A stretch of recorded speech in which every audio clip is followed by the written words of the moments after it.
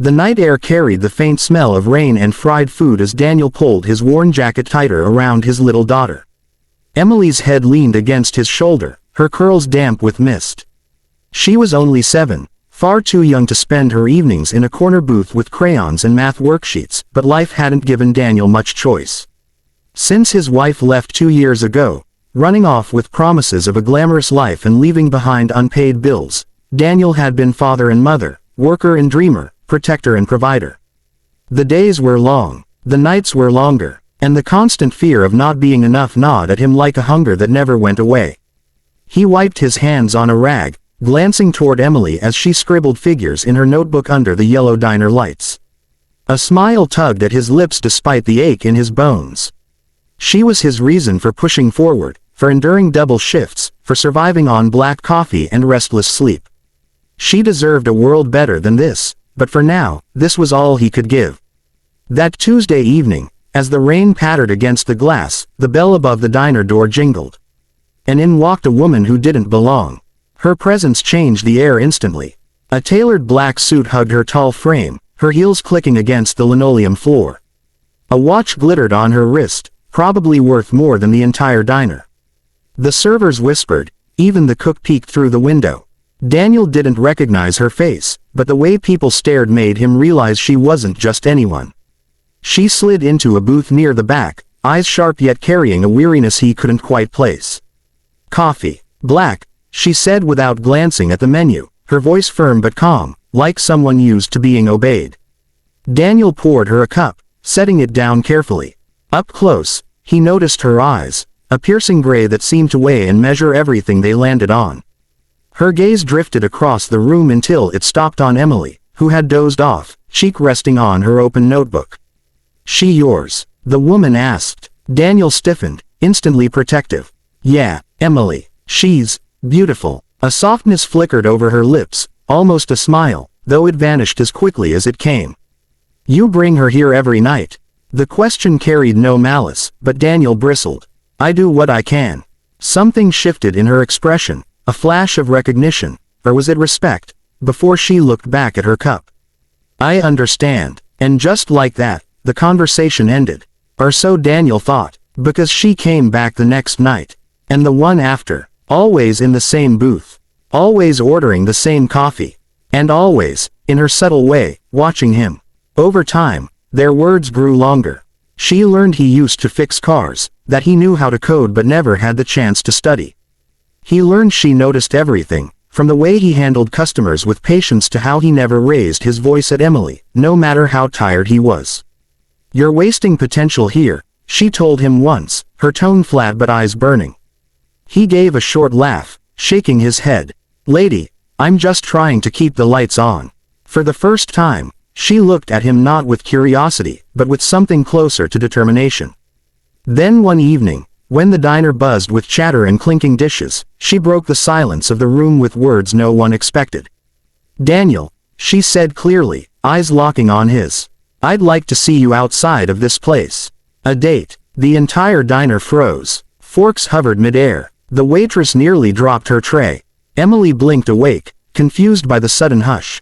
Daniel felt heat rise in his cheeks. He almost dropped the coffee pot in his hand.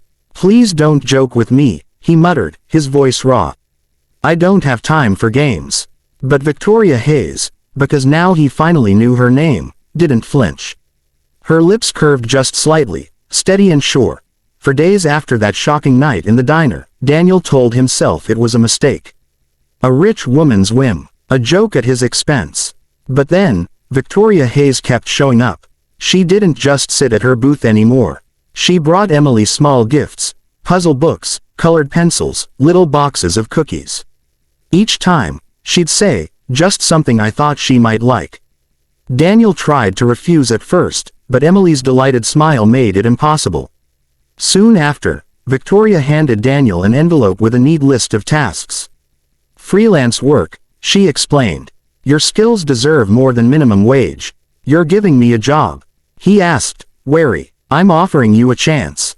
You don't strike me as the type to take charity." And she was right. Pride was a heavy shield Daniel carried, but as he completed her projects, fixing code, building small programs, he realized she wasn't giving him pity. She was challenging him, reminding him that he was more than the life he had settled for. Nights stretched into long talks. At the diner, on the phone, sometimes even on late walks after Emily had fallen asleep. Victoria confessed that her empire, her boardrooms, her magazine covers, all of it left her lonelier than she cared to admit. Success had built walls so high that no one dared climb them. "You'd think having everything would make life easier," she said one evening, her voice softer than he'd ever heard. "But I've never felt more alone." Daniel listened, torn between awe and disbelief. How could someone with everything still ache the same way he did? And Emily, sweet, trusting Emily, adored her. She tugged at Victoria's manicured hands, braided her hair with clumsy fingers, and once even declared, "You can be my second mom." The words had made Victoria's eyes glisten before she quickly excused herself to the restroom. But the world wasn't kind. Whispers followed them. In the diner, neighbors muttered. In business circles, rumors spread.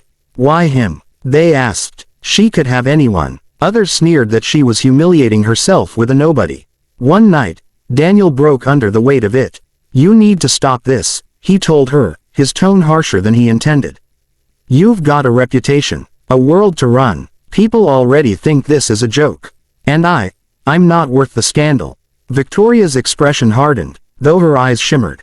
She stepped close, her presence both fierce and fragile. "Daniel, listen to me. I don't care what they say. I've had men chase me for my money, my power, my name. But you never wanted any of it. That's why I'm here." His voice cracked. "But I have nothing to give you." She took his hand, steady and sure. "You've already given me what no one else has. Truth, warmth, family. That little girl called me her second mom, and Daniel," I cried. "Do you think that's a joke?" The walls he had built for years collapsed in that moment. Months later, the three of them walked into a glittering charity gala together. The cameras flashed wildly. Victoria Hayes, the untouchable CEO, had arrived not with a billionaire heir or senator, but with Daniel, the single dad from a diner, and Emily, holding both their hands. The crowd buzzed, gossip rippling through the air. Then a reporter's voice cut through the noise. "Miss Hayes, is this just some charity project of yours?" He sneered, microphone thrust forward. The room held its breath. Victoria didn't hesitate. She slipped her arm through Daniel's, her voice strong and clear. "No, this is my family." Gasps erupted. Cameras snapped faster. Emily grinned up at them both, her small hand clutching Daniel's tightly. Daniel's throat tightened, his heart thundering as the truth sank in. Victoria Hayes, the woman who had the world at her feet, wasn't joking at all. She had chosen him, and for the first time in his life, Daniel allowed himself to believe he was worthy of being chosen.